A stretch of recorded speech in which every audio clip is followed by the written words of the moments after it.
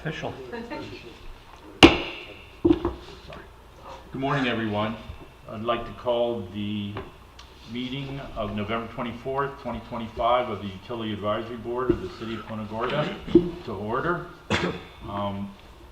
Ma'am, would you please call the roll? Yes. Thank you. Derek Rooney, David Hooper, Here. David Abderhalden, Here. George Ruckty, Here. Gary Skillagorn. Here. Thank you. Thank you. Could we all please rise for, I won't say the singing of the national anthem, I'm sorry, but for the Pledge of Allegiance. George, would you be so kind to lead us? I pledge allegiance To the flag of the United States of America and to the republic for which it stands, one nation, under God, indivisible, with liberty and justice for all. Thank you, George.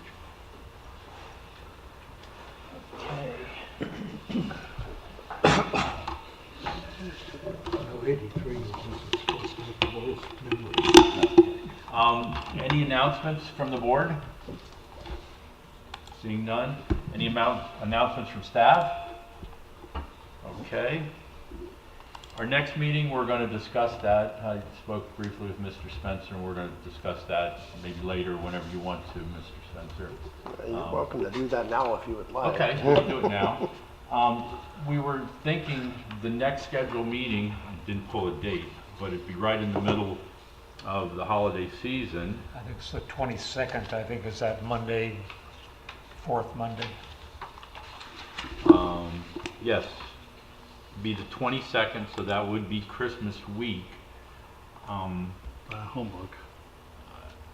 Mr. Spencer and I discussed there's nothing pressing that he feels we would be, I don't believe so. I believe that at that time it would just be a review of any of the operational data and capital projects, but I don't believe at that time we would have anything pressing or new.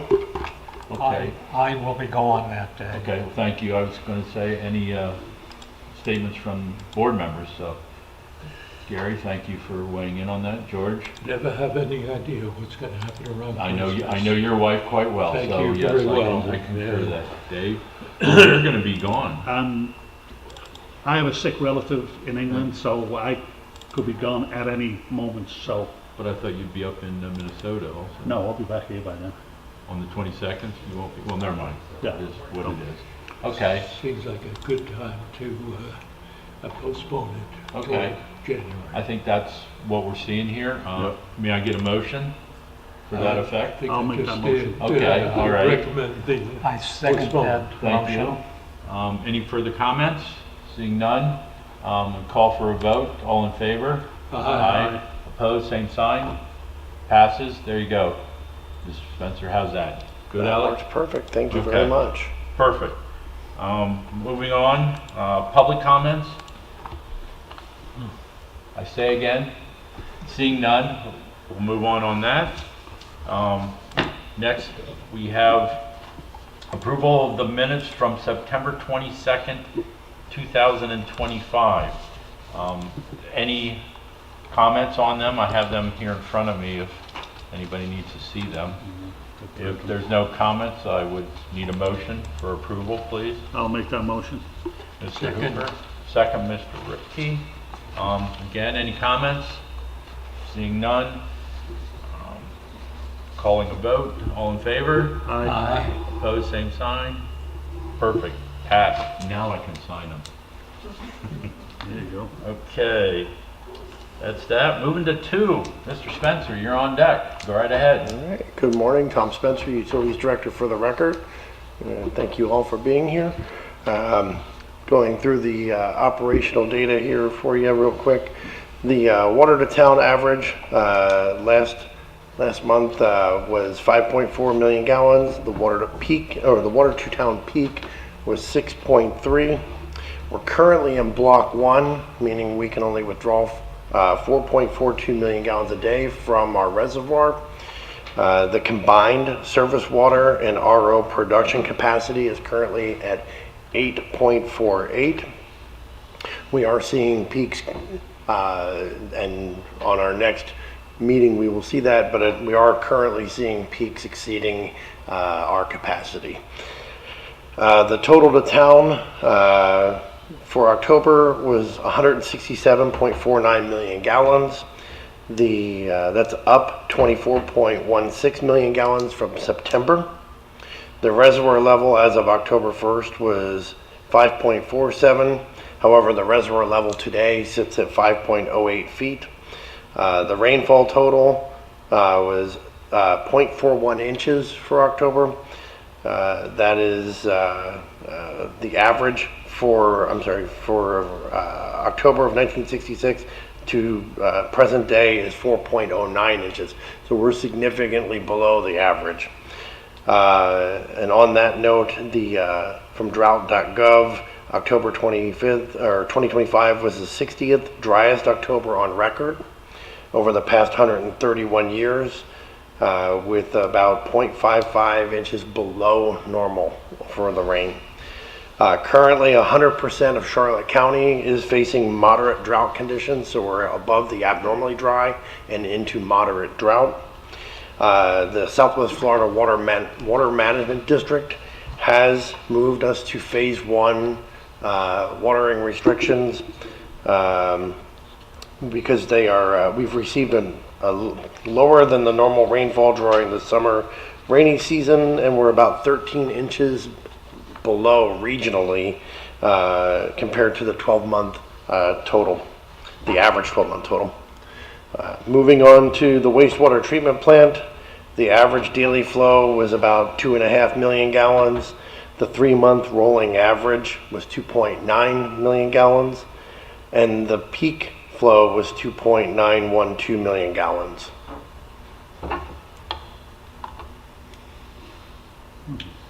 Any questions? I'd have one. With the phase 1 that's being reinstated,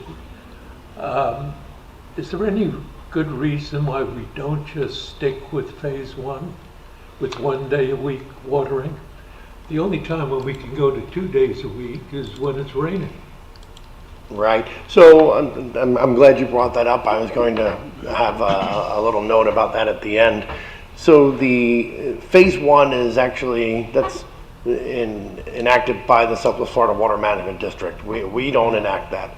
Our current ordinance allows us to do twice a year watering unless the district has stricter requirements, and currently with phase 1 it still allows the twice a week.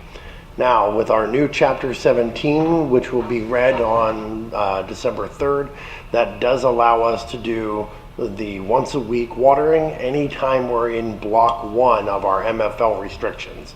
So, and that's an automatic, it doesn't have to go to council. We just have to be in block 1, and then we just have to let the public know we're in block 1, you can only water once a week.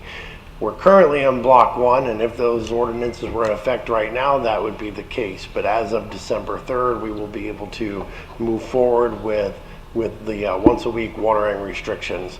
Our previous once a week watering restrictions were done by emergency ordinance, which required advertising and additional notices to the public. So the update to our ordinances gives us the tools needed to provide some water conservation, especially in the drier months.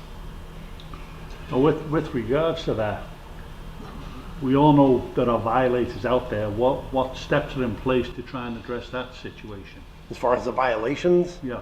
so we're working on that right now. I have a couple of individuals within the utilities department that are working to be deputized as code enforcement officials. Right. This way that when they're out, they can actually write the enforcement. Right now, most of the violations are occurring during the irrigation hours, right, which means after midnight and before 10 a.m. And then again, currently Florida law prohibits any irrigation between 10 a.m. and 4 p.m. So then again, from 4 p.m. until midnight, right, it's the hours that no one's in office. So in order for us to have a little bit more, Well, we're working on that. And once I have a They'll write couple, enough, trust me, they'll write enough tickets, they'll pay Oh, for themselves. I agree. I agree with you wholeheartedly, and that's our plan. Is once I have a couple people deputized, I do see some alternating surprise enforcement. Right, that's good. That's because when we see it all the time. People just have no regard for anybody else. It's, as long as their grass is green. So if we would go, is it possible for us to just establish a 1 day a week watering?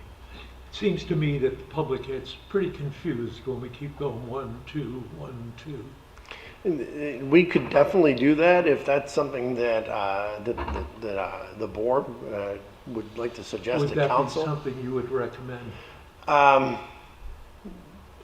As far as conservation, I don't think it would hurt. But the tools that we currently have with us being able to go into block one, if we're in block one for 10 days or more, we'll be able to go to the once a week enforcement or once a week restrictions. 40% of the year we're in block one, and that's typically during the dry season.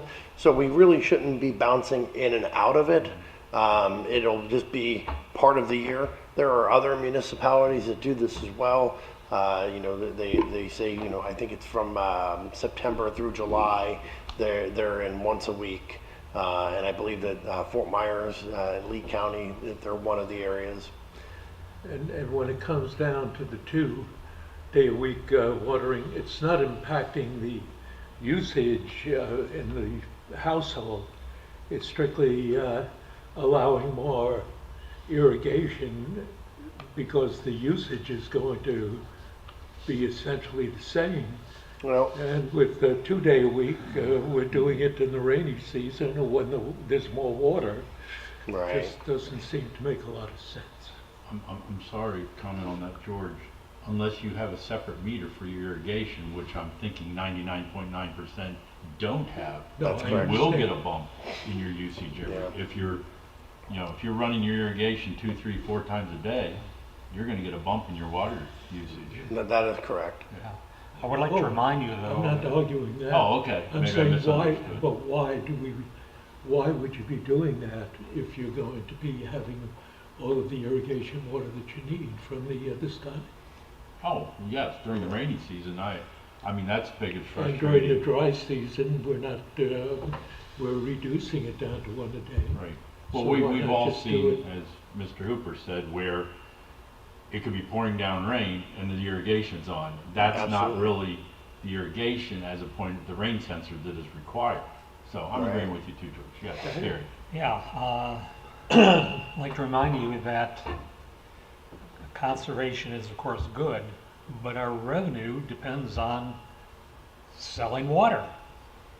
Not only within the city, but the 25% surcharge for the service area. So you don't want to be overly cutting back on the utilization of it, which we'd be doing. In fact, I think I noticed in the usage chart over the course of the months, there was that dip there when we applied to it. So there was, I don't know, measured in several $100,000 in lost sales of water. So keep that in mind. You don't want to, there's benefits of conservation, but there's benefits for revenue that pays these guys to do what they need to do. Right, but, I mean. We're running again, we water can when it's talk- raining, it's, Yeah, that's all I'm saying is yeah. run it efficiently. Oh, You know, oh, don't- sure. Yeah. Don't let it run when it's raining. Don't run it 3 days and say, well, I live in Milwaukee, so I'm not here. I'm just saying to Yeah. hold the users responsible and use it, Yeah. intelligently. Because Right. water, as you know, it's becoming a finite commodity, Absolutely. and you live that every day. So I agree with you, Gary. It's, Yeah, But in the keep- rainy season, if they want to water 5 times a day, that should be okay from the sales of the revenue benefits associated. There is no loss, there is no drawback to drawing from those resources we have in the rainy season. It's not going to happen, but just as a point I'm trying to make. But who controls the price of a gallon of water? We do. Thank you. So if the revenue is going down Yeah. overall, we just have to increase the price of the Well, gallon. it's a balance. In fact, we're going to see that here with the, and presumably you'll see a reduction in the utilization under normal conditions with the increase in cost that they'll start seeing here in another, a couple months. Significant increases. So that's going to stimulate people to conserve as well. Right. too. Yeah, the whole, Yeah. in my opinion, Yeah. the whole conservation Yeah. arena is not one thing. Yeah. It's a myriad of things. Yeah. It's the right tree or right species, right, leaves, not too much grass, good heads that aren't leaking, good time and following the thing. There's many issues that fall in. I guess under that point that I'm Spoken- trying to make is spoken going like a to, homeowners association individual. Spoken from going my- to a year-round one Experience. is not necessarily the course we want to take. I think that's what you're suggesting, is one watering per week year-round, whether it's raining or not, or conservation levels are required. Because the ramifications of that are lost revenue. Once again, we can modify the price per gallon to make up the revenue. Sure. And yes, that is what I'm Someday we'll- recommending is someday going we'll- to, Someday one we'll day. do that again, yes. Yeah, that is my recommendation. okay. Thank you, Mr. Spencer. No problem. Oh, I'm sorry, No. I had one quick question for you. Sure. And I apologize, I missed the workshop that we had, so if this was discussed then, I'm sorry. Chapter 17, you said there's the reading on December 3rd, I guess first reading? No, that's the second The reading. second reading, they've already had the first reading. Correct. So then my comments are moved. Go ahead. Moving on to our TDS report here.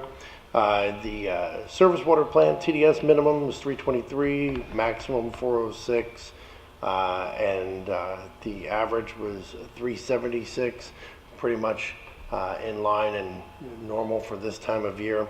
The blended water was 236 was the minimum, maximum was 453, and the average was 301.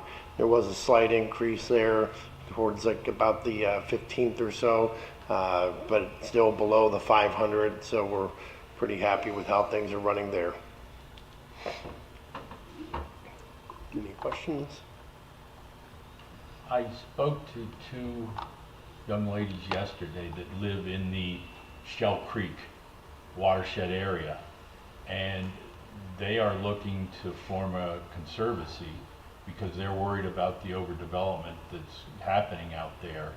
Have you encountered that at all? I've not heard Okay, anything all about right. that as of this time. All right, I was surprised with that too. I told them to join or talk to Barbara with Northport Conservancy and surrounding areas, since they're expanding, to see possibly if they, could do something. But thank you for clarifying that. I hadn't heard either. If I can maybe add on to that, the Morning Charlotte Sun had an article about that. In fact, I've read of it.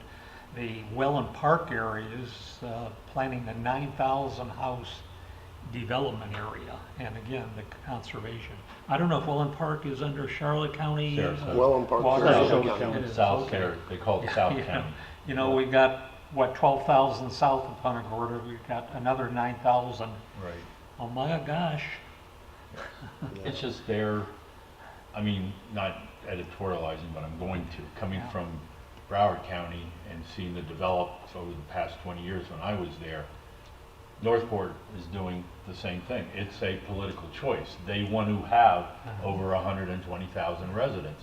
Like Gary said, these are 9,000 homes, and in Welland Park, they plan on having 60,000 people in Welland Park.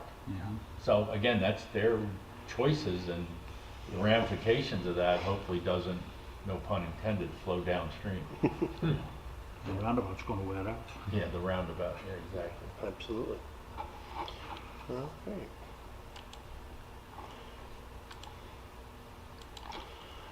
Move on to the UAB items. There was an award of amendment to the Carollo Engineers Master Agreement for the Wellfield Management Consulting Services. This is an ongoing project and contract that we've used for quite some time. Carollo works with another engineering firm called Respect, and they're very well known and very highly respected in the water and wellfield industry, no pun intended. They've provided us with great information and data over the years, and helps us to fine tune and make plans for our wellfield as we grow. And as far as maintenance and the operational data, it's been a very good contract to have, and there's a lot of things that we couldn't do without that. They have a great staff of engineers and geologists and well water experts. Are they a separate contract from Carollo? Or No, they're a subcontractor through Carollo. subcontract? Yep. And this was approved. I guess I'm not sure if I want to save this comment for later, but it's probably applicable now to talk about it.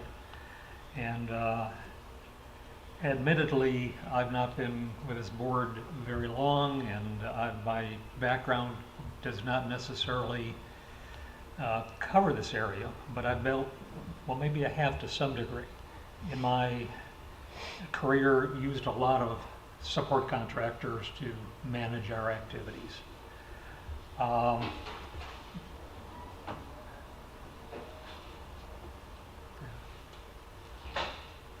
okay, I wondered if you needed a pause. I guess you don't. Yeah, you're fine. Okay, well, my question or comment is,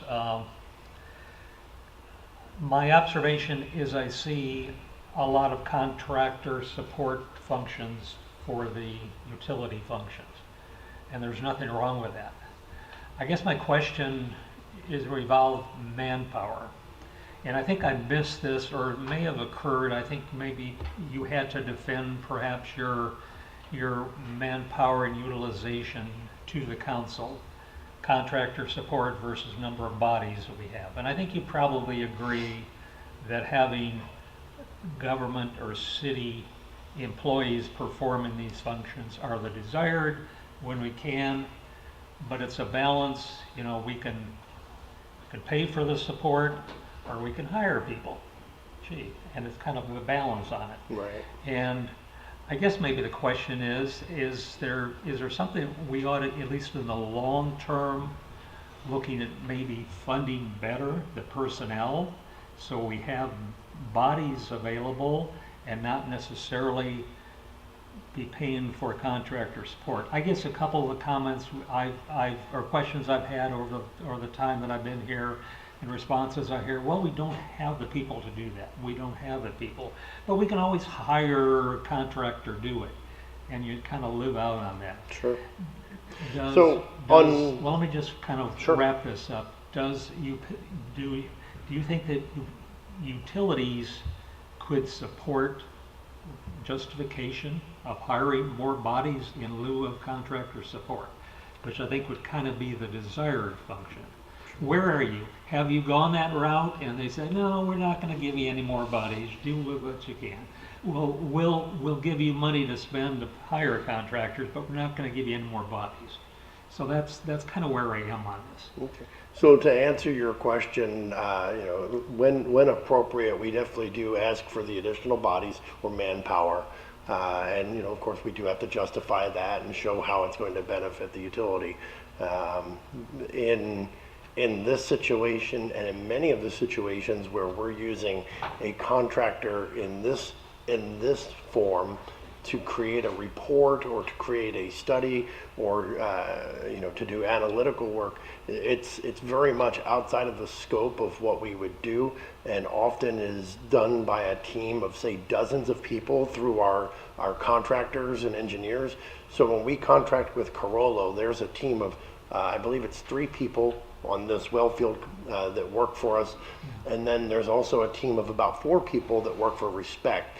So we're doing that, and I believe, let's see, what was the cost here? It was, oh, let me go back a page here.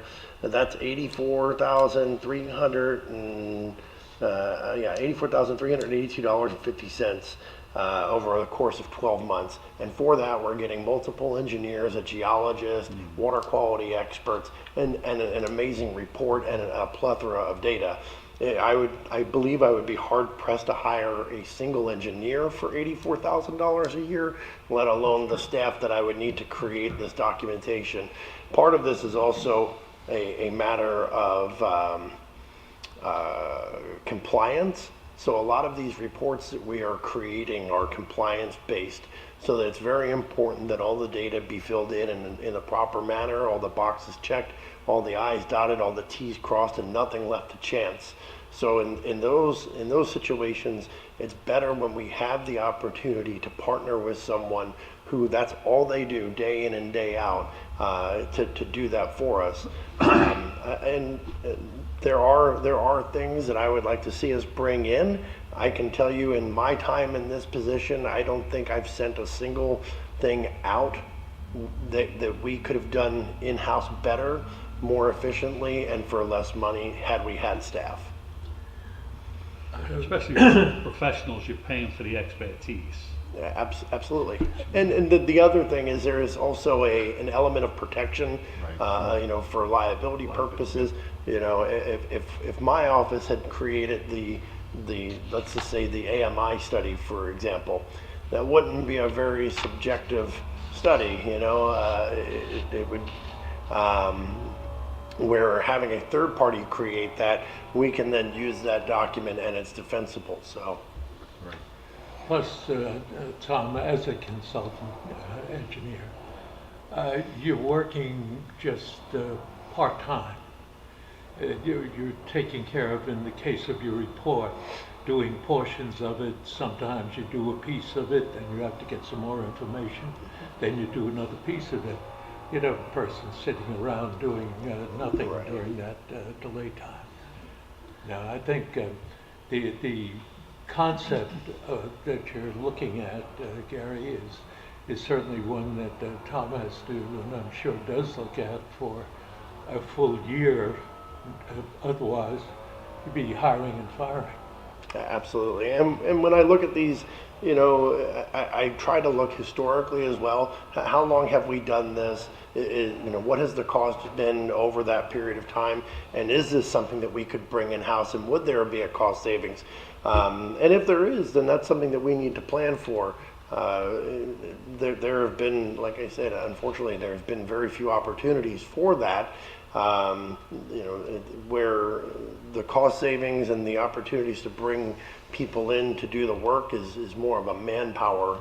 And, you know, we had worked on creating a restoration crew, and ended up partnering with Public Works, and through our conversations and budgeting process with Public Works, came to the conclusion that it would possibly be less expensive for us, rather than us hiring 4 additional people, to utilize Public Works to do our restoration and then just cover the cost. So, you know, where there's opportunities to do those types of things, we definitely try. I guess I'm just, it's not all or nothing type of a thing. It's a balance. I realize there's specialties that you need to reach out for. But I guess in general, I would like to see utilization by your own staff and what you can control. And if you're given the opportunity, I would suggest that you reach out.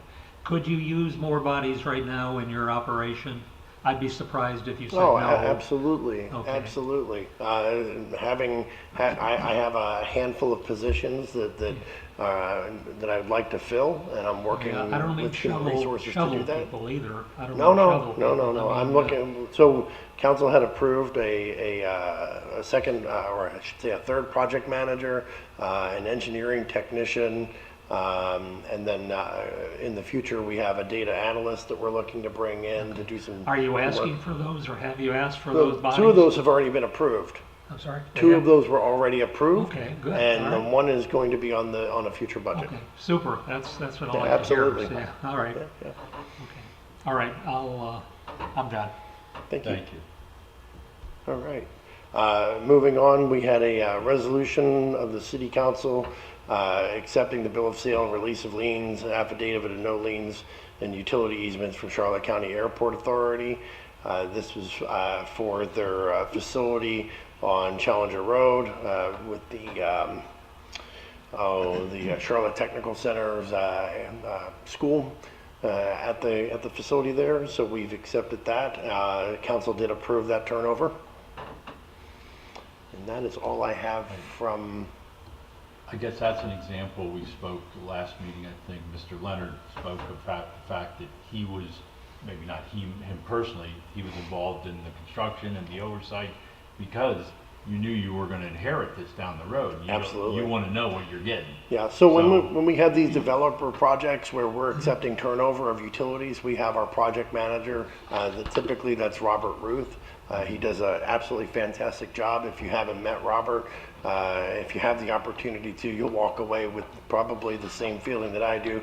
He really knows what he's talking about. He's well versed, well educated, and he's always very good at communicating to the customers and to the public, you know, what we're doing, what needs to be done, how it needs to be done, and ensuring that he's protecting the city's interest at the same time. So every developer project that we accept and have tied in, Robert's involved with.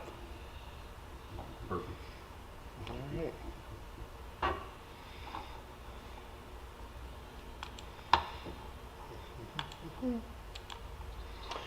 All right, so I believe the next thing on our agenda, let's see here, was the utilities financial report. And I will turn this over to Teresa Carwell.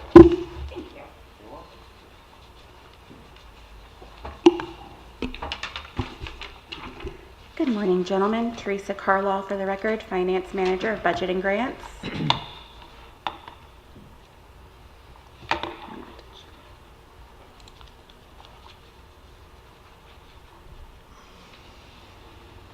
Perfect.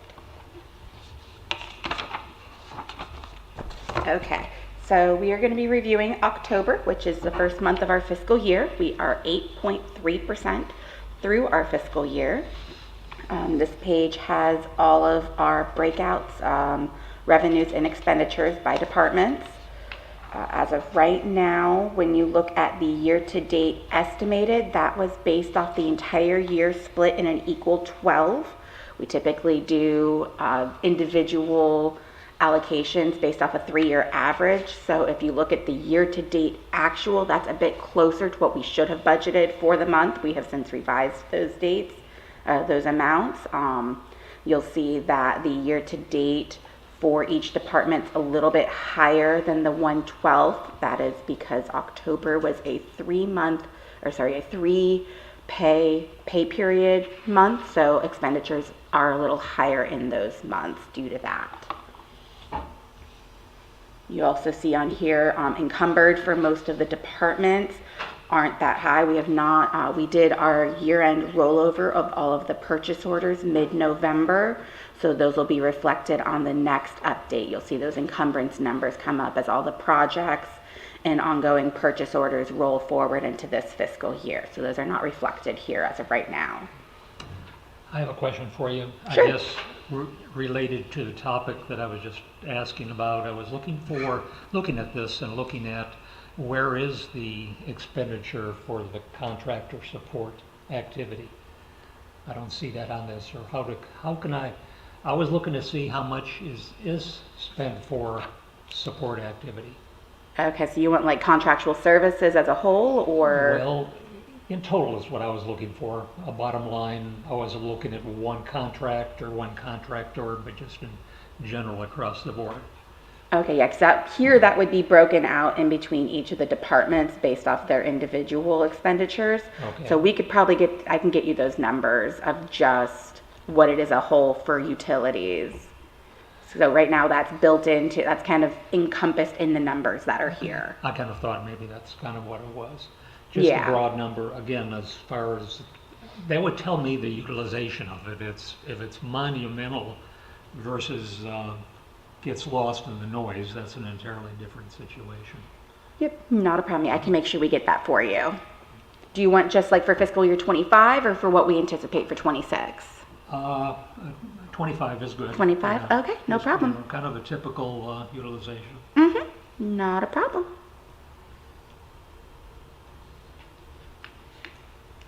Okay, going on to the next slide.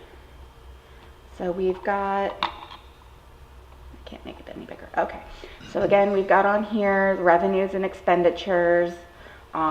Basically where we are at the end of October.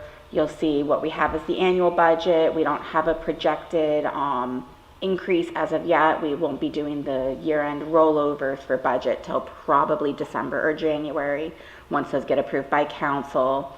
You've got what are the current purchase orders in there with encumbrances and what our actual year-to-date is on both revenue and expenditures. And then on here, you've got kind of what our breakout's going to be for the entire year for revenues and expenditures. The hike that you see in December and May are for the transfers that we do to the capital projects. And then at the end of the year, September, you see that hike. That's for all of our year-end stuff that we have to tie up and any late payments that we make at the end of the fiscal year. So we try to encompass all of that just in case. And then here you've got the monthly comparisons of revenues going back to fiscal year 20. You can see that the black dotted line is what we have as our estimated budget. And then the blue line, actually the single blue box, is what we have as actuals for October. That dotted line is a little bit, the budget for what was in here is a little bit lower than what's the actual budget, because again, it was based off of individual numbers versus a last 3-year average. So those will get updated in our next review. Any questions? Okay. And then going on to the breakout of all of the utility fees, you'll see on here we've got all of the rates broken out by account line for what was received in the month of October. Again, the original projection is just a 1/12. The revised projection is with the increased rates and then broken out based off of usage averages over the last 3 to 5 years. I guess I didn't realize that there's as many accounts, revenue accounts that you have. I was looking at, well, 1, 2, or 3 type of thing. Where would residential be within that listing there? So we have residentials broken in. It's all based off of the rate. So you've got inside rate and outside rate. Inside of the city, outside of the city. Okay. Wow. So it's based off of the usage. I think it's 6 to 10. And then we've got 11 to 21, 41 to, or 21 to 40, and then above 40. Yeah, and those are the irrigation accounts you had, 6, 8 of them or something like that. That was made like Yeah, golf we've got courses and 1, that type of 2, thing. 3 irrigation rates, 6 technically if you count 1 for inside and outside. And then water usage, we've got 1, 2, 3, 4 different rates, again, for inside and then outside. Inside irrigation? Inside city limits. Oh, there we go. Okay, I was thinking Yes, it's inside versus I outside was city thinking limits. greenhouses. My apologize. All right. My apologies. And then you have commercial rate usage inside and outside city limits is what it refers to when it says inside versus outside. And this is just a straight revenues, what we had projected versus what actually came in just for our revenues for the month of October. And then our expense by division. Again, you can see that the annual budget for all of the departments usage for the month of October was a little bit higher than we normally estimate, again, because of the 3 paycheck dates in the month of October. It'll level out as we go further on. And I think that's it. Any other questions, gentlemen? Thank you. Thank you, Okay, Teresa. not a problem.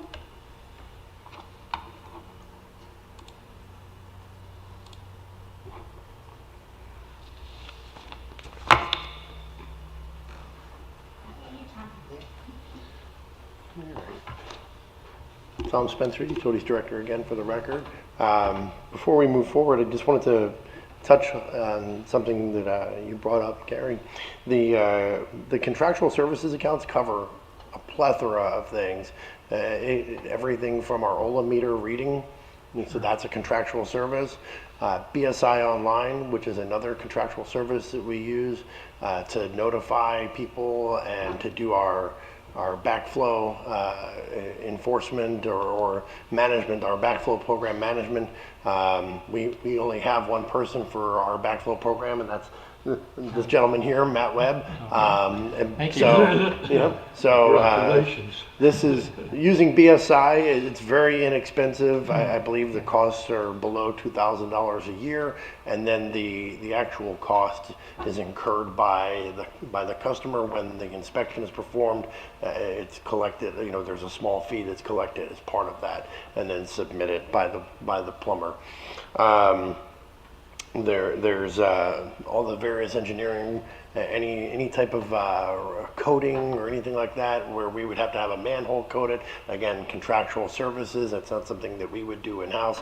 So there's a lot of things covered within that, and so when you see the total, without seeing all the projects that we're doing within those contractual services, I think the number would seem very large. I just want to put that out there and let you have that in your mind when you do look at those numbers. And if you have further questions and you need to see, a detailed list, I can definitely provide that for you.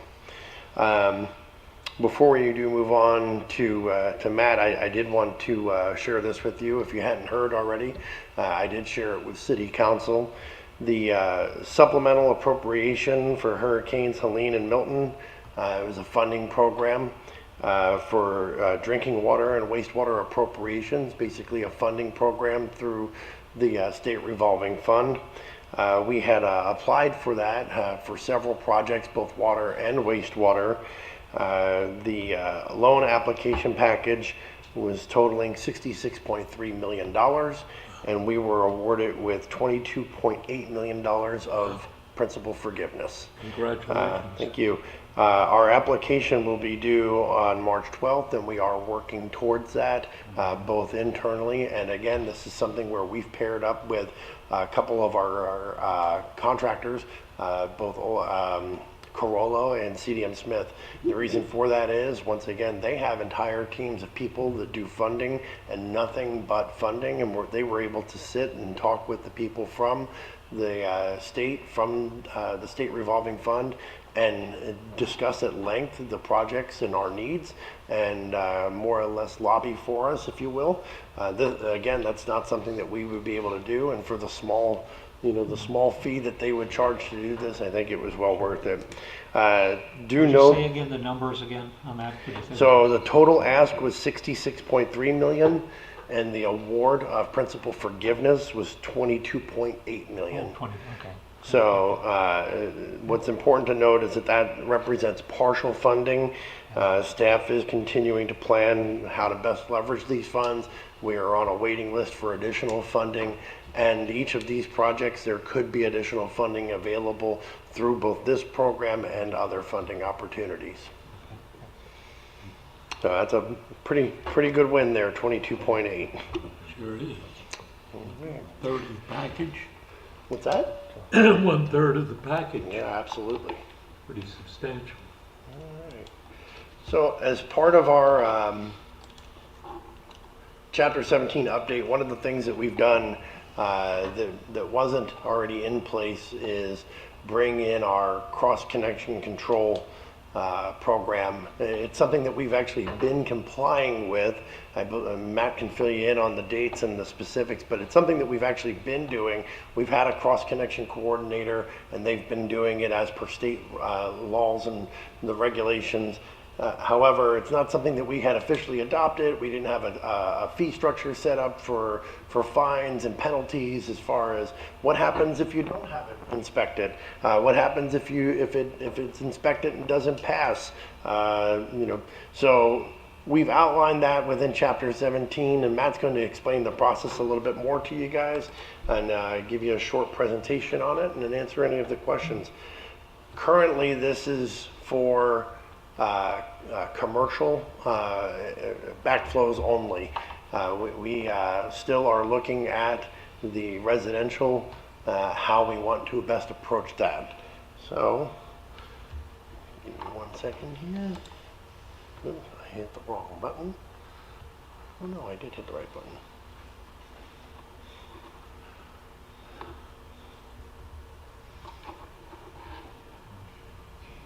Would that showing in the diagram be one utilized for a major facility customer?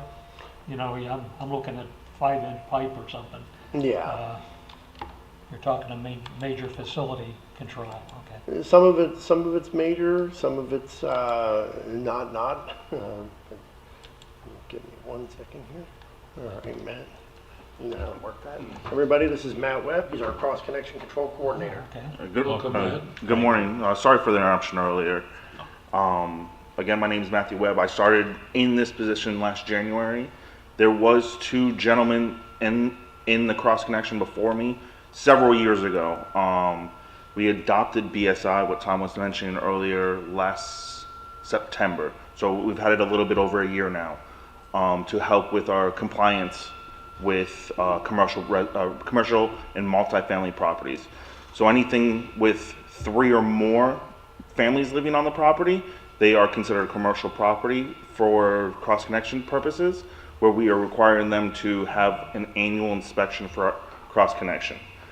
The whole premises of the cross connection program is to health and safety, so make sure none of our residents get sick from water quality. Are we saying the same thing as backflow prevention? Are we talking cross control as backflow prevention? So backflow is part of cross control.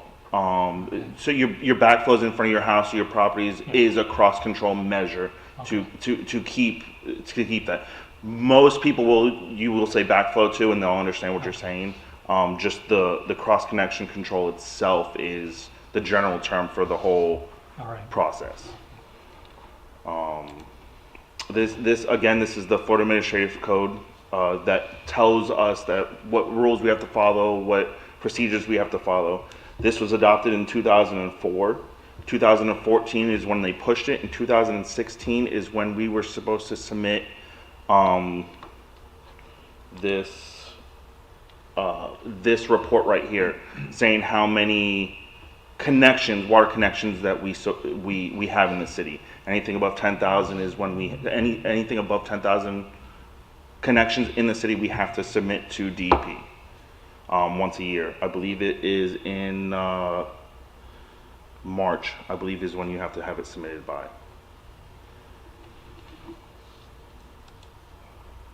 Again, we follow the Safe Drinking Acts of why we have the cross connection to prevent direct connection from contaminated water sources.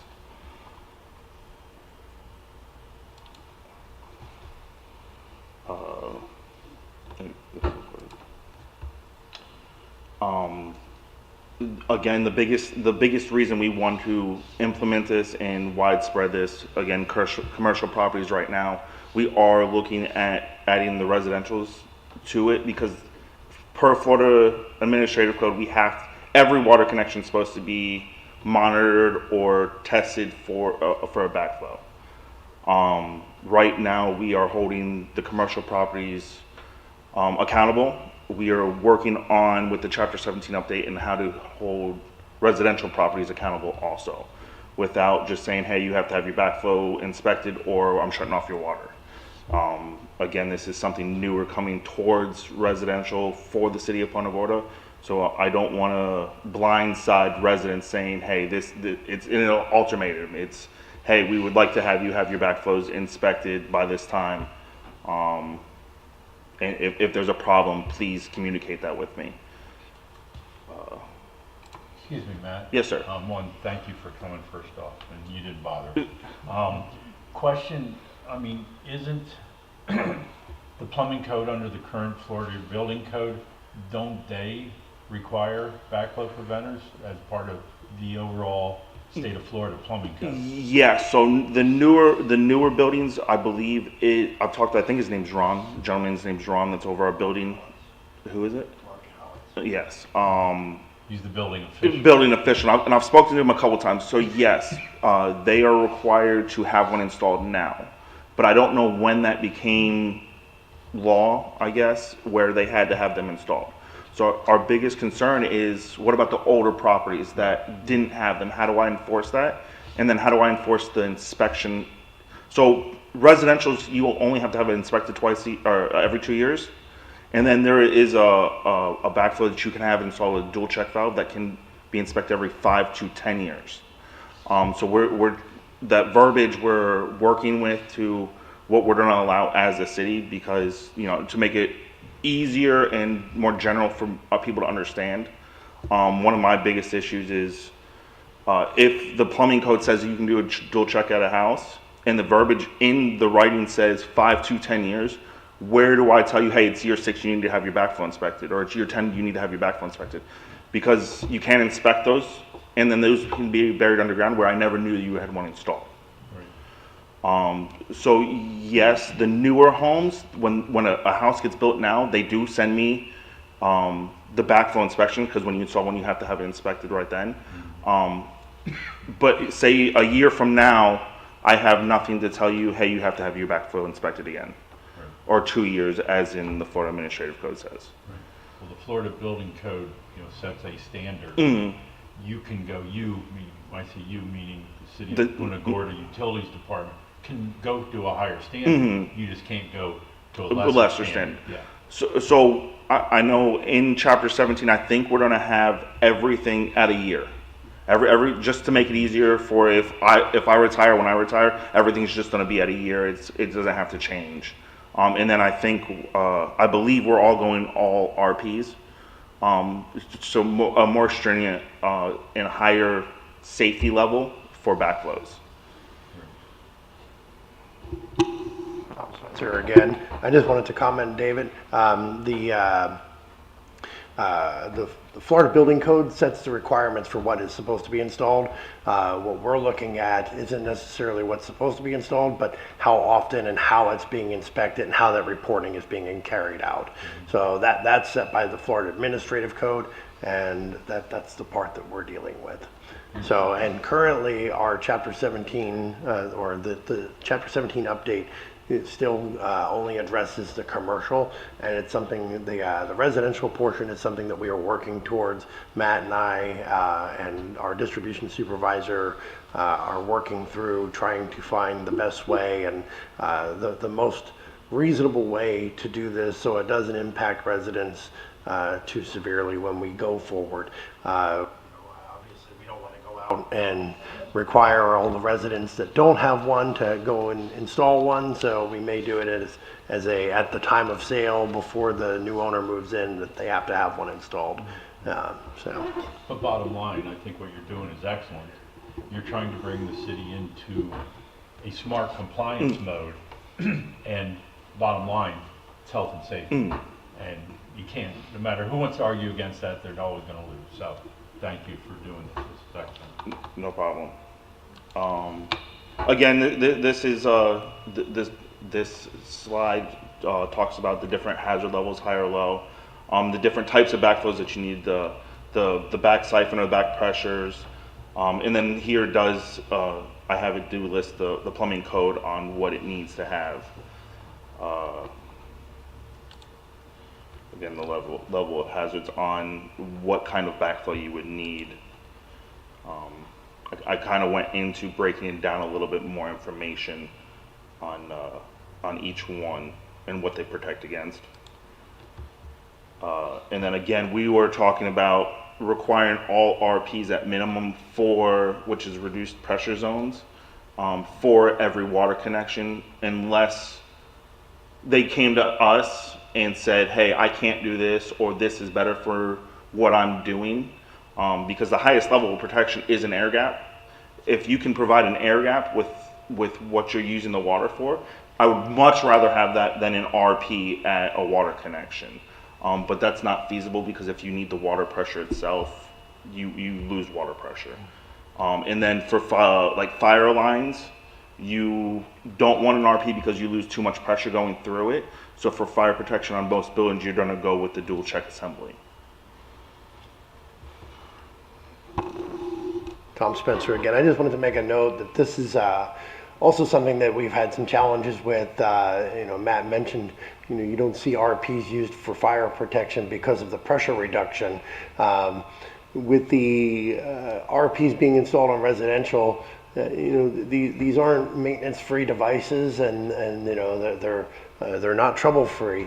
So if we don't have any type of program in place for residents to have those serviced and maintained, they can often see pressure reductions, and then they start, having concerns that the city's providing low water pressure, when at the end of the day, it could be something as simple as having their backflow preventer serviced.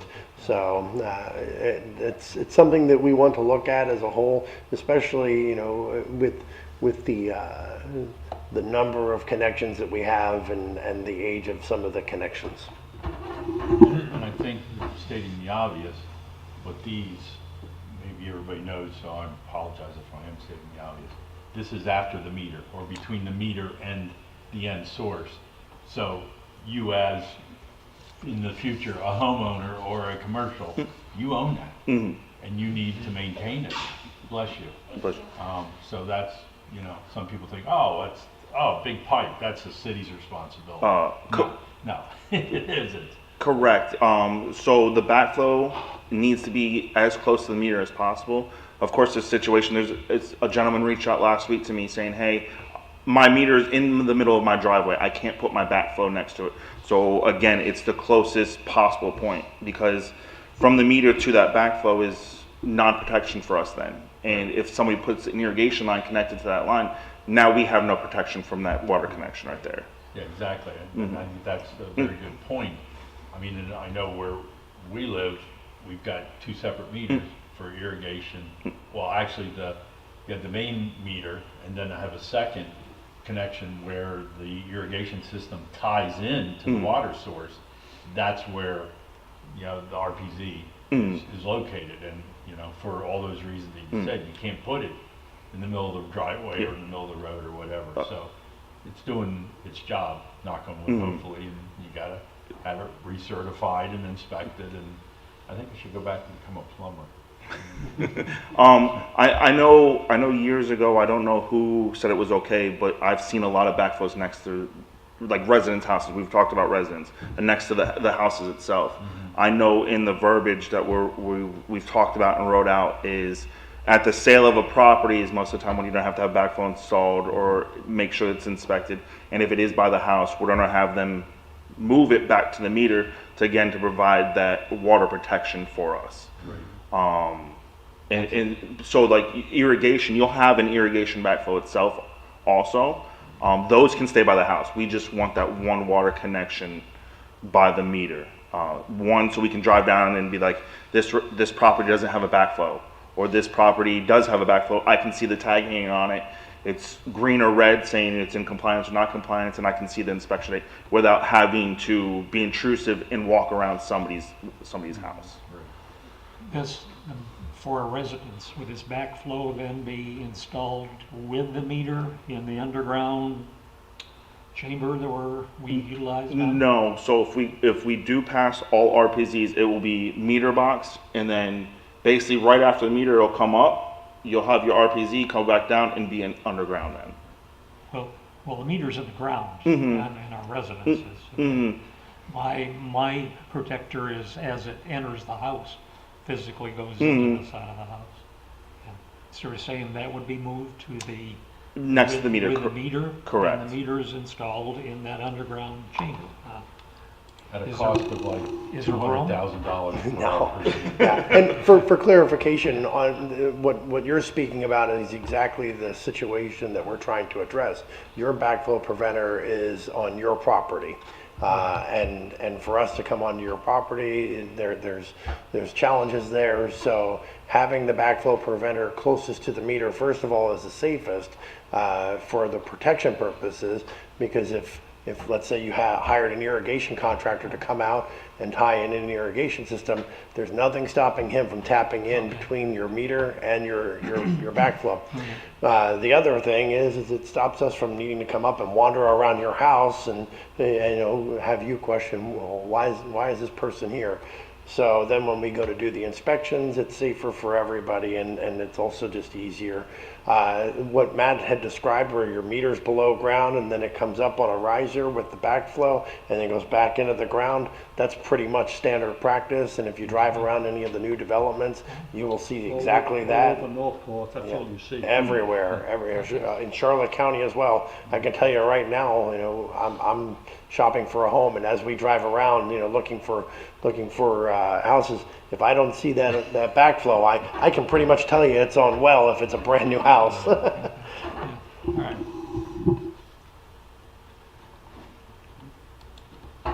And then again, Tom mentioned BSI. It's a online program that we use. I think they're out of Ohio. I think they're actually stationed in Ohio, where they help with compliance. They basically, plumbers or contractors submit the inspections to BSI online, and we track to see who they have to submit their plumbing license, their backflow certificate saying that they're allowed to inspect it, their equipment calibration numbers, and all that has to be done once a year. And then when say this building was out of compliance or the inspection was coming up, they would send a letter out 30 days prior, hey, your inspection needs to be done by this such and such date. Once 31 days hit, they send another one saying you're no longer in compliance. And after 15 days after that, they're saying, this is your last warning. This is when we're going to shut off your water, add fines. However, the city deems a punishment, I guess, for not following what we put in. Gets their attention. Yes, gets their attention. So BSI actually is using a pre-formatted letter, or several pre-formatted letters, which the city manager's office has approved and is using the city's logo. We've actually worked with BSI to kind of fine-tune the letter. Previously it said, to call BSI if you had questions, and it's good for us to have that information in there. But what we've done is we've gone and restructured that to have our information first, and then if you have additional questions, to contact BSI. But this takes a lot of work off of our plate, and like I said, it's very inexpensive. They, like Matt said, there's so much information that is required to be collected during that reporting. So you have, the plumber's license, their backflow certification, their equipment certification and calibration, and then the actual report, and that's stuff that they have to keep on file and then provide reports to us on. And then if there's any questions of non-compliance, we can always pull that information and deliver it. They've been great to work with. So if you ever have anybody that comes to you and says, I had this letter from the city, but I don't believe that it's from the city, it's talking about a backflow and I need to have it inspected. That's what it is. Luckily, we've only had a handful of questions about it, and the questions that we've had, Matt's been fantastic at resolving those and putting people at ease and making sure that everything is done as need be. Well, it's good. I've experienced with BSI also. Okay. And I came here and you started on BSI, and I'm like, why is Bird Storage Isles involved in this? Because it's just what we have here. But they're an excellent clearinghouse, and little sidebar, I can remember in my long employment history when no cuts and Florida no cuts and all that, there were all these individual companies, and you didn't know who were y'all, you had to call this. Now they've got it under that one umbrella, and it's a clearinghouse, and it makes your job a heck of a lot easier. So good choice. So of the majority of the older homes in Punta Gorda that I assume have perhaps no backflow prevention now. Now, what you're talking about is a process of evaluating those, or what's the cost? What's the average cost if that needs to be made compliant, which I assume you're going to be asking for those homes to be compliant. So right now, it would be at the sale of your house. So we're going to grandfather everybody in at the sale of your house or change your utilities. Okay. So if you need or basically if you sell your house and Tom needs to turn your utilities on, that's when the backflow is going to be required to be up front in a certain place. And then how much typically would that require? To install a backflow, I've only talked to like 1 or 2 plumbers that'll actually give me a straight answer. Yeah. Between $700 and $1,300 to install a backflow. Okay, That's brand new, out of the box backflow. sure. To have one moved, I've had two different plumber companies tell me it's hourly rate. Basically, if their backflow is good, I'll just dig up it, put it in, and reconnect it. Basically, hourly rate, minimum parts. Okay, all right. The inspections, per year is $75 to $150 per year. Thank you. This kind of leaves ballpark what people are looking at. Sure. Won't be happy. Of you course, know, that, they'll be you very- know, the city has no impact on that. You know, that's done by a private plumber, and the cost will vary depending on the line size and the complexity of the situation. It's something that the homeowner or the future homeowner will have to undertake as they move forward. Like I said, we're still in the process of defining what that process looks like and how that's going to be triggered and how that's going to work. But it's something that we wanted to bring and at least have a conversation about and kind of get some feedback and feelings as we move forward. Just like seawall installation, any thought about the city at cost performing those functions? Instead of having 150 plumbers going wild around the city. As nice as that sounds, it's a customer-owned and maintained device. I don't think you would want the city to come and work on your vehicle any more than you'd want us to work on your backflow preventer. Well, you work on the meters right now. The meters are not customer-owned and maintained. The meter is owned and maintained by the city. Everything past the meter on the customer side belongs to the customer. All right. Well, there are some questions that'll have to be answered as this goes along. And I'll provide my card to all you gentlemen before I leave. So if you do have any questions, please feel free to reach out. Again, I've been in this position less than a year, so it's a huge learning curve for me and Tom on how to handle all this. I don't think any kind of word has gotten around to the residents that I'm aware of. No, I don't. Anybody's talking about backflow preventer. I know we put it out, I think, one time on the website or the weekly newsletter. We put it out on the weekly newsletter about the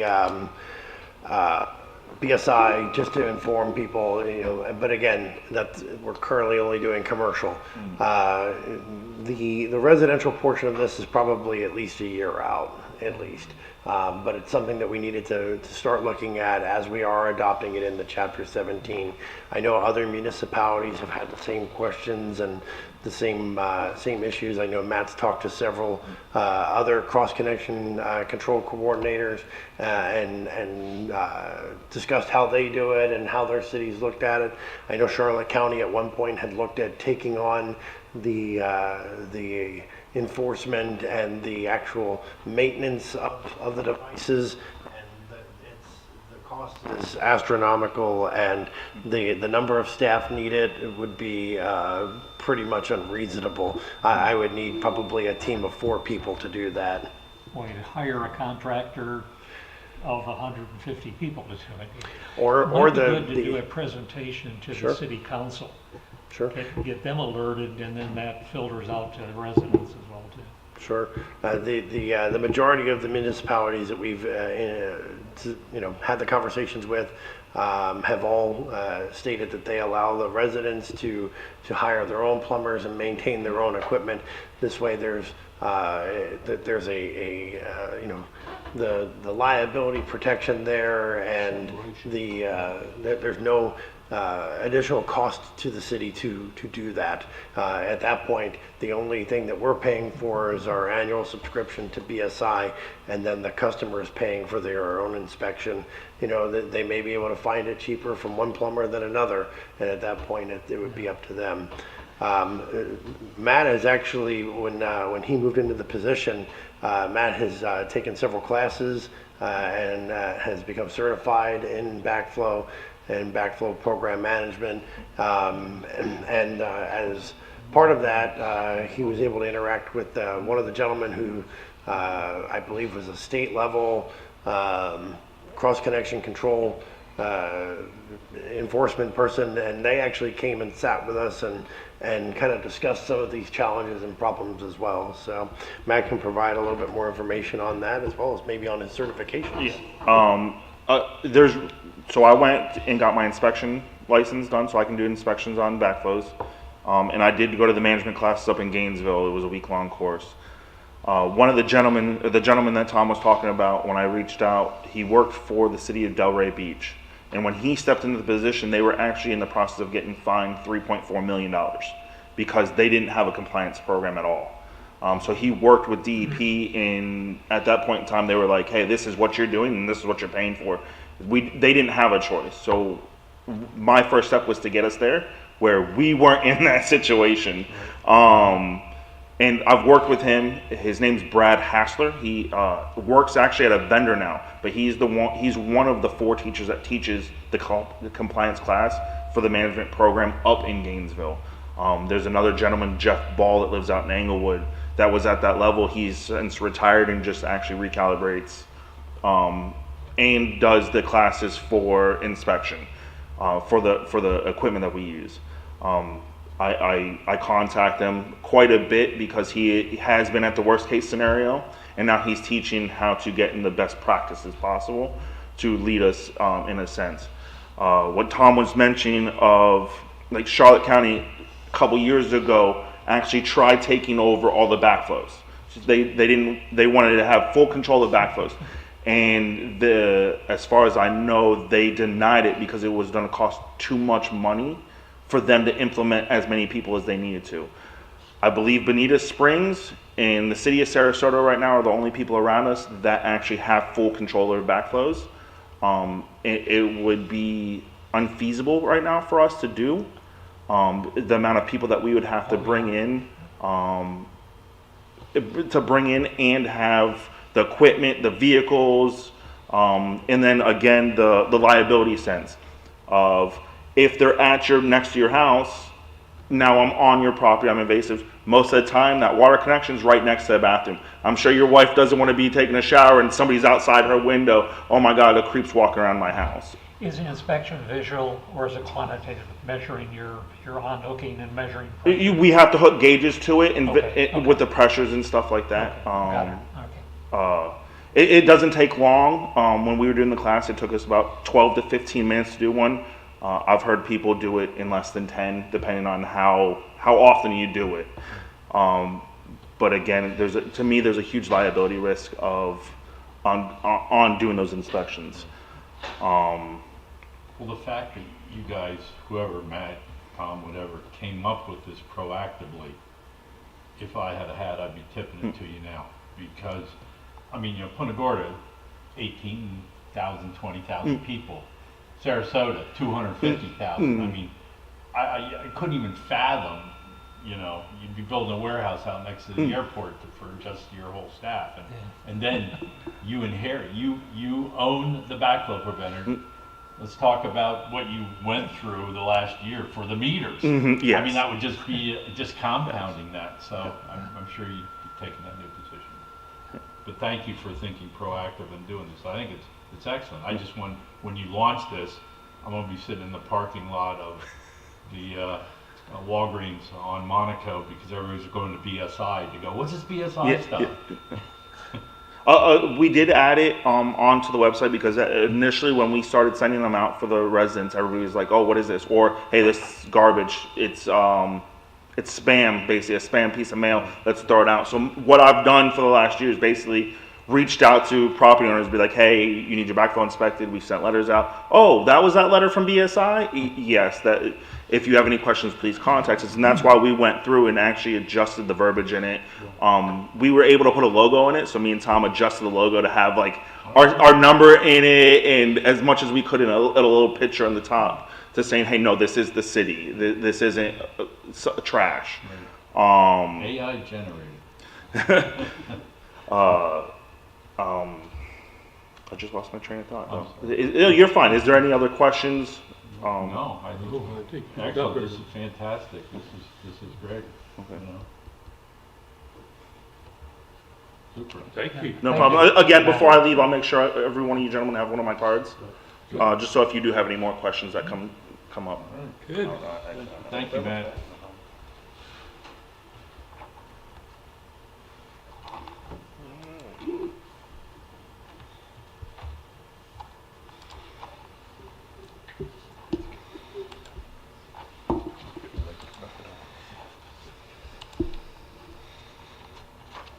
All right, and finally, we've got the interlocal agreement with Charlotte County Utilities, and I can explain a little bit about that.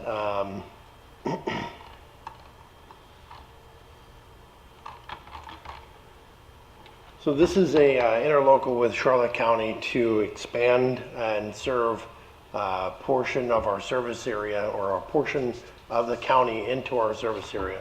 And that is it would be the east side of Jones Loop, all the way back to the end where it butts up against the web. And that would allow us to serve some projects that are possibly coming to that area. They're building like crazy out there. What is that? I said they're building like crazy out there. Yeah, this area is currently it's very very rural, and it's right by the airport, right by I-75, and so the county sees this as a commercial industrial corridor, and would like to see more development of that nature in that area. The county does not have the means to serve that area currently. There have been discussions about them extending a line that they have that comes up Burnt Store Road and then out Notre Dame and over to Tucker's Grade to a development there. They had talked about possibly extending that line. The logistics of crossing I-75 are very challenging, so we're looking at other options, and the most expedient solution, the most economical solution would be for us to expand the service area, and then the interlocal allows for a period of time where we would have a share of their pool water from the Regional Water Supply Authority, up to 500,000 gallons a day to serve these projects. I believe that That's not a lot of water though for a big industrial park if they're planning a big industrial park there. yeah, and it's to cover. It doesn't necessarily mean that we'll use all 500,000 gallons. It's that we could use up to that much should the growth necessitate that. More than likely, the majority of the year, at least 60% of the year, we wouldn't need a drop of that water. Right. In the event that we would, though, we would have access to it. I've had conversations with Charlotte County, with our city manager and their staff, as well as with the Peace River Regional Water Supply Authority. My last conversation with the supply authority was that they have adequate pool supply, and our current agreement does allow us to buy water at a slightly increased cost because we don't have a contract to purchase water from them. So we would be able to purchase water, and I believe that cost was approximately $3.94 a gallon, or I'm sorry, per 1,000 gallons. That number is about an estimate. Richard Anderson, the director at the Peace River Regional Water Supply Authority, is working on getting some additional information. We already have the interconnection with the authority, both at the treatment plant at Shell Creek, and then we also have another connection. So it's phase 1, and then phase 1A, which is the tank out by Ryan's on 17 there. So we already have a connection that would allow us to receive that water, and we have a means to pump it all the way down to Piper Road out by 75 there. Any extension needed to serve this development would be done at the developer's expense and to our standards, of course.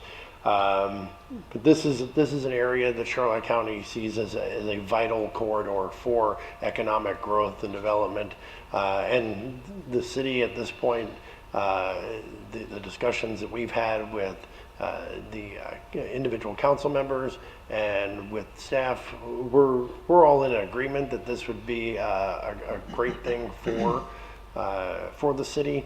The reason that it's structured the way it is with that 5-year term is so that we can have our RO plant done and constructed and built.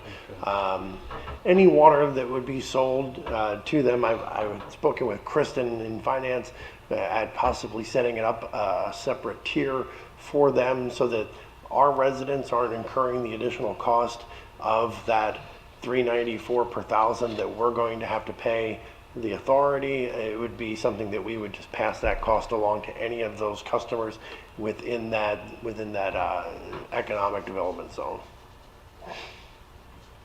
So at this time, we're just looking for the board to make their recommendation to council to accept and approve this based on the information provided. Okay. Any questions? Any questions from the board? I've got comments, question, yes. Okay. I first apologize for taking so much time today on everything, and I guess I do have quite a bit of Sure. concern with this. The devil's in the details. I stay close to the city council and their discussion of various activities. One of the concerns, I'll call it maybe the tail wagging the dog, that the county is approving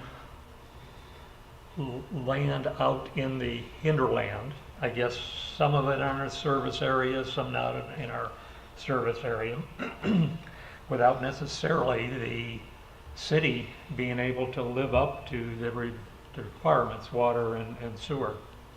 By the way, I think Tom principally talking water, but this agreement covers sewer coverage as well. The council has been very concerned about this happening. And in fact, there was one instance that really turned down within the service area, and maybe backing off a little bit too. Just in this document alone, I read terms like urban service area, rural service area, expansion area, utility area.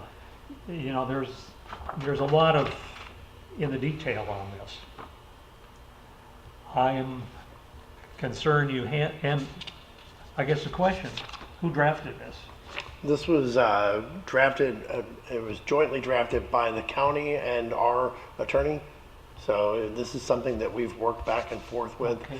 Well, So, okay. and as Again, far I'm as- not sure that I put the county in under, or our city attorney in understanding the implications that go along with this. I don't think this is ready for prime time. I didn't spend a whole lot of time with it, but I looked through it enough to say, oh my gosh, 6 years from now, whatever this service or expansion area, we are now obligated forever and ever to provide services to that expansion area. It doesn't say at the end of 6 years, you know, we're only going to cover the ability to provide based upon our new RO wells that are being done. 6 years from now, we might have 10,000 more homes in this expansion area. How can we possibly sign it? And I think I'm leaving out a lot of the detail on this because, and I'm not sure that I can explain it well. I'm just saying the devil is in the detail on it. I think it'd be premature to go forward to the city council and say, sign it. You're signing a lot of future implications associated with it. Sure. Have you had any time looking at yourself? I'm agreeing there's more detail needed. I said the 500,000 gallons, depending who moves in there, can go in a heartbeat. Oh, yeah? Especially if it's going to be an industrial light industrial, we don't know what industry is gonna be there. You know what I'm saying? I can tell you that the ask for this has been strictly for warehouse and small housing development, and that's all I can really inform you of at this time. Right, but with zoning changes and stuff like that, you know, you don't know what's gonna go in. Sure. The latest big thing now is data centers are popping up all over the place. They This use, still gives us the opportunity to approve or deny based on capacity. Right. You know, this is to serve this specific project and the expansion for this project. Any other projects, it's stated, it's first come, first serve, and capacity as available. Right.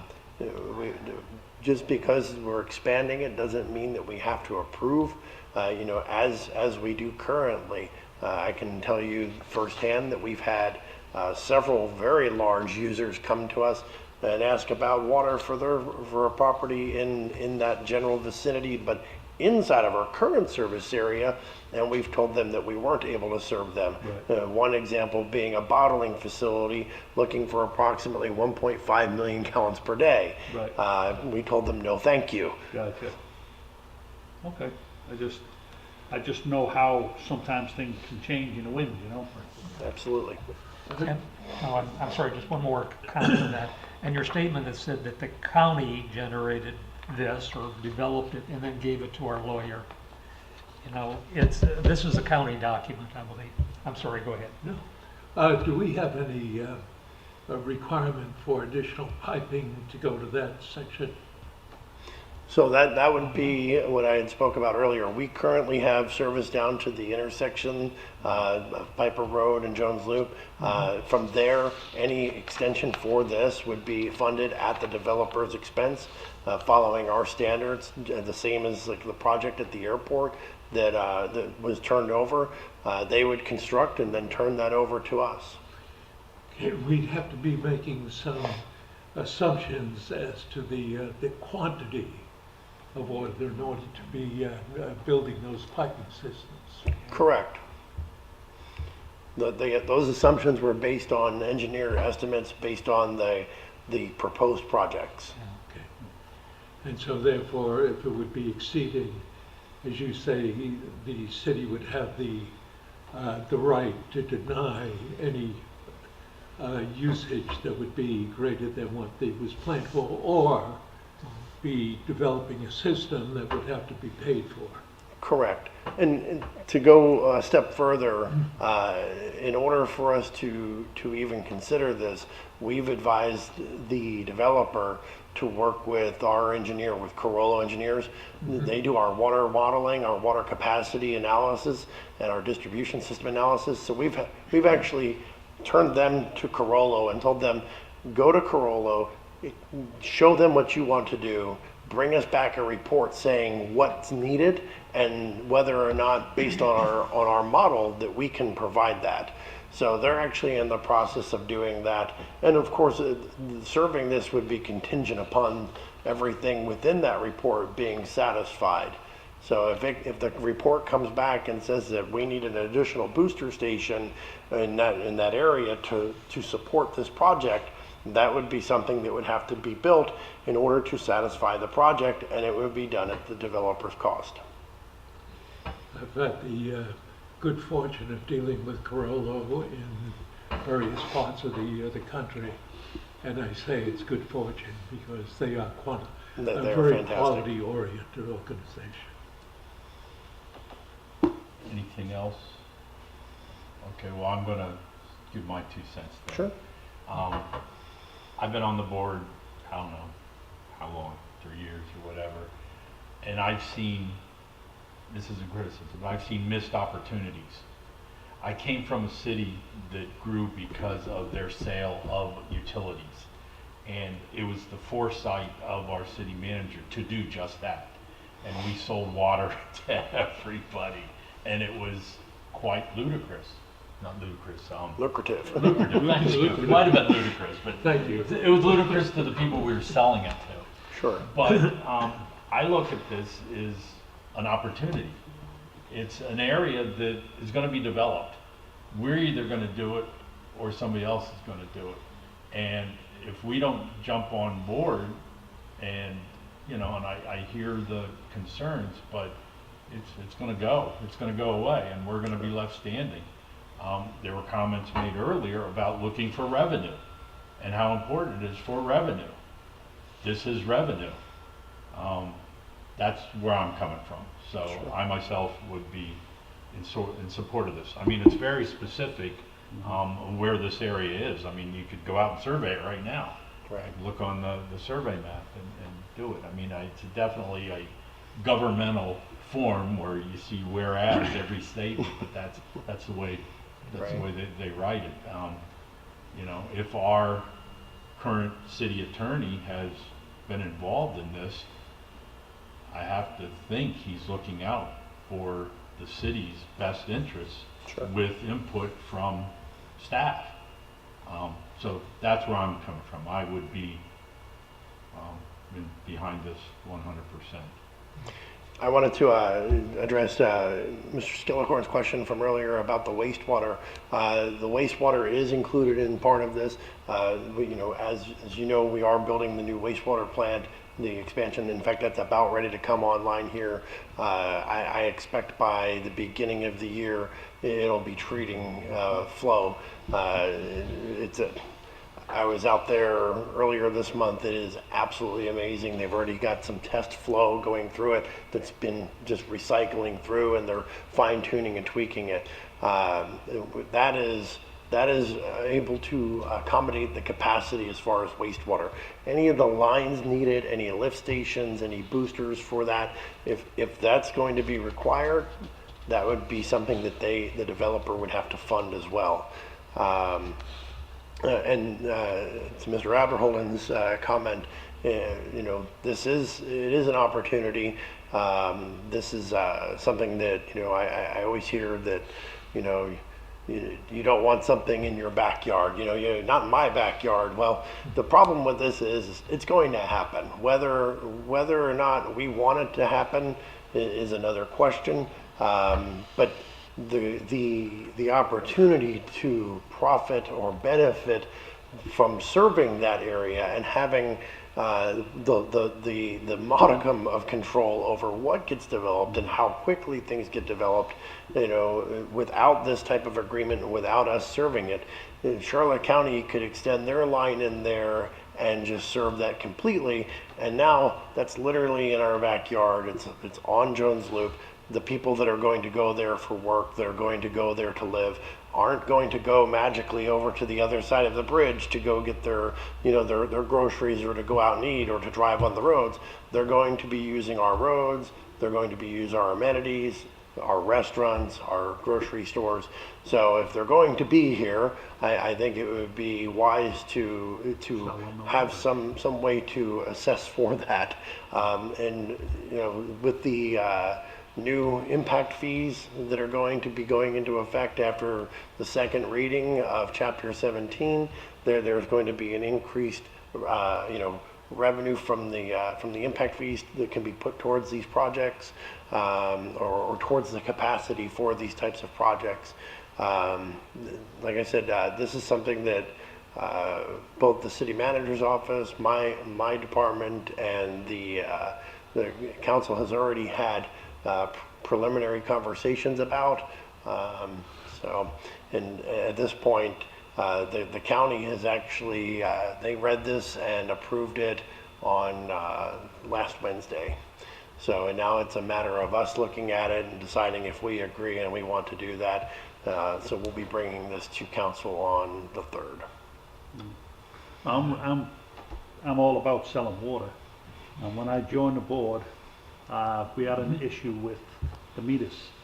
So I just don't want to get in that situation where we're pumping millions of gallons of water to someone and not billing them for it. Absolutely.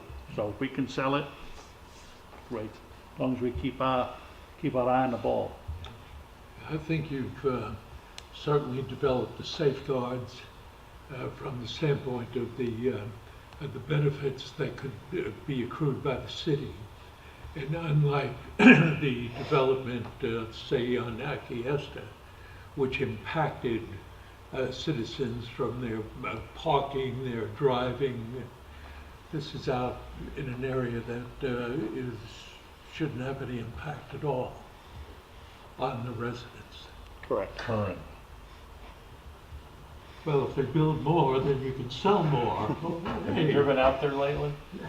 Uh, Build it, they will come. Oh, yeah, I Field hear of that. dreams. I hear that. We already know the hospital's going out there, you know, But so. we have the safeguards. Right, right. That's the key. So any further discussion? No. I guess I'd just like to carry one more fact forward, because I'd like to understand, talk about the sewer capacity. Now, again, with water, if their future development, the 10,000 units 5 years from now, will our sewer, water, the county can always supplement. They're going to give us 500,000 gallons, they can double, triple. They're not providing sewer to this another 10,000 homes that are going to be built. It's our facility. Will that cover X number of facilities? What for sewer- development- With regard to sewer? We don't know What- what that number even is. What development are you speaking of with Well- 10,000 homes? They have their expansion area. Within This their is expansion- strictly in the area there on Jones Loop, and that is it. Well, It defines the legal boundaries and the parcels and Okay, is the there room to sections. build, is there room for another county development in that area with large number of units? Is our sewer capacity able to handle that? Our unknown sewer, number? our sewer capacity at this point is able to handle what we currently have and future growth, and has been constructed in a manner where we can expand. There's already the footprint and the appurtenances necessary to do that expansion in the future. To what number? Uh, We Yeah, don't know what that number is, it's an unknown. No. So okay. yeah. We're signing up though to the county to provide that capability for something Right. we don't know what the amount is. Okay. But That we was- still, not to your point, Gary, we still have the right of first refusal. Exactly. Correct. That's the check long as and that's balances. As long as that's I'm there. not, I'm not That's sure that I get safeguard. that from that document. And I'm getting it from Mr. Spencer. to address the wastewater, just as they had suggested about bringing the water from their Burnt Store plant that comes up Burnt Store Road, out Notre Dame and over to Tucker's Grade. They're in the process of doing a huge expansion on their Eastport reclamation facility. I can tell you now that there is an area in the county out 17 outside of our service area where I believe they've approved 6,000 home development, and they're going to provide wastewater by doing a bore under the river all the way over to the Eastport Reclamation Facility. So if there's a will, there's a way. Well, okay. I think there's so many unknowns, you can tell that my view of this without line by line review and what the implications are, I think is hazardous. And That's that's my- fine, that's your okay, opinion, okay, that's why okay. you don't have to concur on everything. You stated your, I think typically I'm of that mode. I think you've seen that already, no, don't you? that's totally I fine. do tend to challenge. No, that's fine. Anything else? Can I get a motion on this, or do I need to hand the gavel to someone else and I'll make it?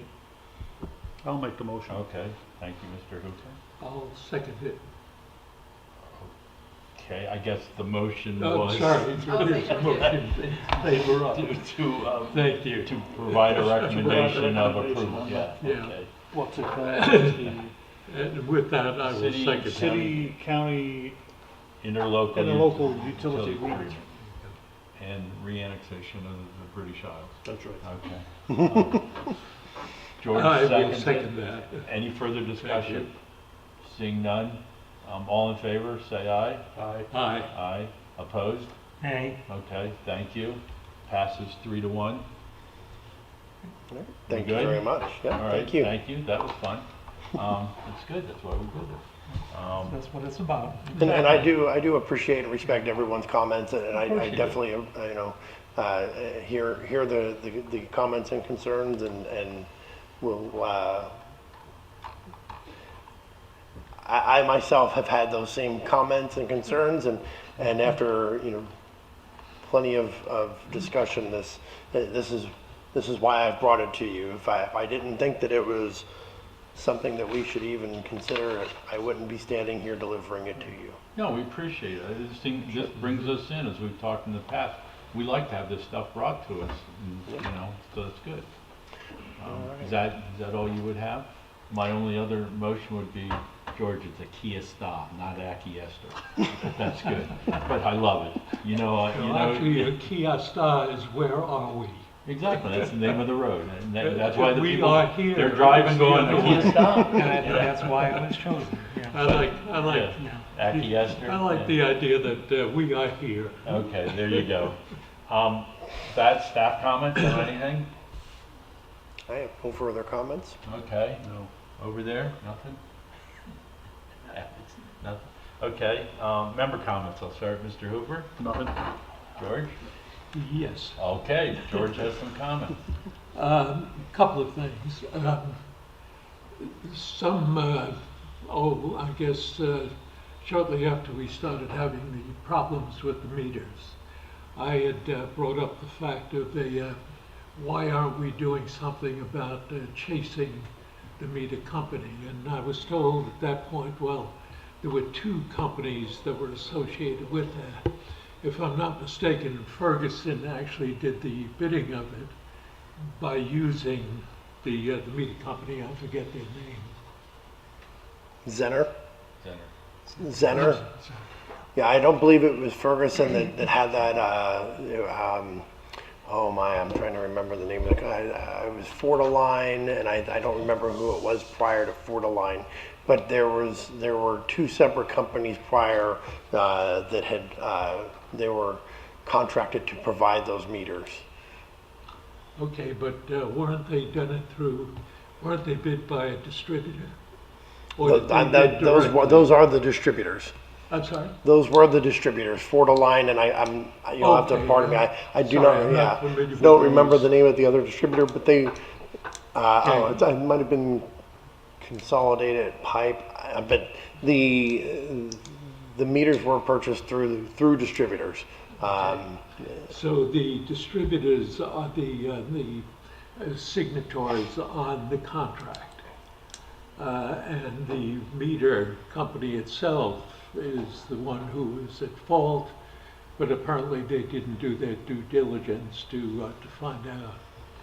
I understand, I've heard some rumors that there are other organizations that have these meters that are not very satisfied and are thinking about going after the manufacturer to recuperate costs, whatever. Have we looked into doing that? I can only tell you that I've had discussions with the city attorney, and we are investigating moving forward with that. Good. That's what I was going to be asking. Thank you. Secondly, I just got my latest copy of Upload. I didn't get an opportunity of reading it yet. I got it at 9 o'clock when I got home last night.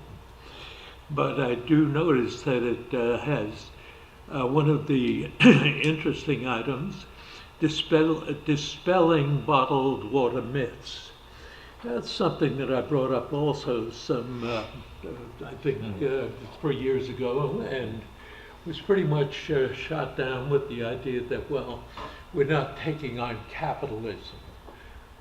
I think we have to take on capitalism. I think this is absolutely silly. I went into Costco 2 weeks ago, and I see what looks like an entire room that is nothing but bottled water.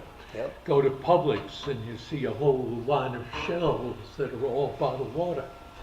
And my feeling was that we should be doing something to include some information to our residents, to the citizens of the city, that they recognize that there are protective mechanisms that are in place, that they don't have to pay 100 times a gallon of water or whatever the numbers are going to be that are associated with it. The concept of that is very rather disturbing. We do a lot of well, that in of itself, I think, is what I was looking to get at. Sure. Right.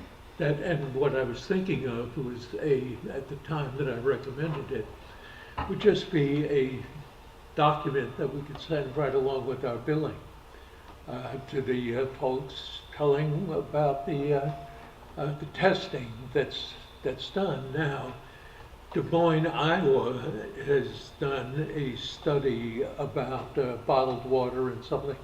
And what is the biggest issue with the citizenry that they, and the only thing that ever kept coming up was Flint, Michigan. And it's a sad thing because the story behind Flint, Michigan, I know two of the engineers who are very, very much associated with the Flint, Michigan. And it was a disaster that could have been contained if they would have spent $45,000 in a year.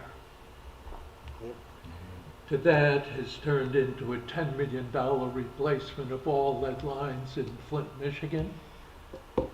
And a ballpark that has been thrown out of $100 million that are going to take the rest of the lead lines, because now all of a sudden all of the lead lines that were functioning fine are going to have to be replaced. Right. And if anybody comes up with a number from the federal government and thinks we are going to adhere to it, good luck. Anyway, these are, something that I think we just need to address on the bottled water section. Sure. Can't Absolutely. do anything about Flint. I can definitely work on some educational material to have on the website, maybe explaining that based on the article, and I can have that up probably before the end of January. I definitely agree with you. Working at the plant myself, having my cut my teeth on the operations end of things. I can speak to the safety and to the quality of the water, and I myself drink tap water almost exclusively. If you see a bottle of water in my hand, it was because I just needed to grab something and take it with me, and you can rest assured that I've probably refilled it multiple times at a tap. But on the lead and copper end of things, I wanted to point out that we are in compliance with the LCRs and the LCRRs, the lead and copper rule revisions. We are inspecting every one of our service connections that we have not had confirmation, or that we don't have adequate information to let us know that it's not lead. We're actually going out and physically inspecting all of those connections, and we're on track to be completed by the deadline in 27. At this time, we've had no lead pipes or service lines found, so we're in great shape. So I can tell you that myself, I had a rather wild idea and conversation with our city manager in regards to having our lobbyist speak to someone in regards to setting up a bottled water tax. I think like New York has their soft drink tax, I think it would be fantastic for us to tax bottled water here in Florida. I always got a kick out of Kansas City that was bottling their water and selling it at bottled water prices. Yep. To your point, George, if I may, it's been a couple of years, but we won second in the state. We did. I know. The city won, or it was 3 years ago. We won and- best in the region. Yeah, so if you do, and to George's point, if you would make an informational sheet or whatever, certainly share that, because I talk that smack all the time. Yeah. about that the city, you know, has won competitions and, you know, and it's, you know, our, say that quick, our RO plant is state of the art. Yeah, I absolutely. mean, and the gentlemen out there, they do a wonderful job, and it's, you know, One thing deserve that, those accolades. you know, one thing that, you know, I've tried to work on and push more of is public communication and education. And I'm going to continue to do that. In fact, a little tout my own horn for a second. I was selected to speak at the Florida Water Resources Conference in April about our rebuilding trust through transparency, kind of the information about where we were at and what we're doing and how we're trying to rebuild that with the tools that we have, such as like story maps, giving people a clear picture of what we're doing and why we're doing it and what it costs, and you know, rather than just saying this is what we're doing, and that's not how I operate. I want everybody to understand it, because if you understand it, then you'll buy into it. You'll be more likely to accept it and share it with your friends and family. So. Exactly. Well, congratulations. Thank you. I'm sure you did a wonderful job. Oh, And good. to your point, I mean, I'm with a nonprofit and everything's about fundraising. So you think, you got money, give it to me. No, Right. that's not how you fundraise. No. You tell your story, you gain the support, just like you're going through. So Yep. you're selling a product. What's your product? Well, City of Punta Gorda Utilities Department. you Absolutely. know. So, And to be asked to speak at the conference, I think that's quite an honor. yeah, Thank you. Recognition. good job. Thank you very much. When I finish the article, I'll drop it off. With I've actually got that the same. Oh, you got the yep, envelope? Yep, Okay. and I get it digitally as well. Good. I'd like to read that when you're done. Yeah, will do. Is that it, George? Do you have anything else? No. Okay, Okay. thank you. Gary? Thank you. Nothing? Okay, I have nothing except my thanks. Matthew, thank you so much for coming out. Teresa, you know, thank you. Seeing nothing? Yes, my Have a 10 wonderful years. Thanksgiving. You're assuming that Derek will be back here for the next one. I might have to investigate taking him for a little ride. There we go. This was fun. Thank you all. Teresa, before you go, could I have 1 minute of your time off the record? Whatever. I'm so glad you're back, brother. Thank you, man. And I'll talk to you.